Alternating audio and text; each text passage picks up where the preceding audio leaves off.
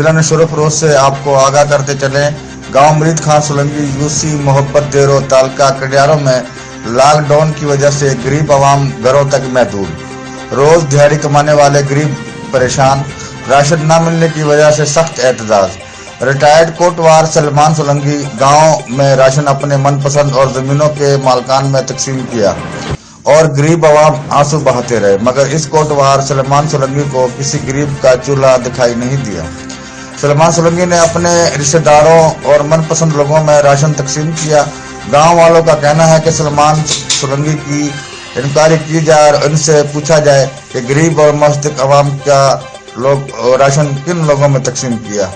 Abdul Rahman Abbasi, district reporter, CID bureau, نشر و فروز۔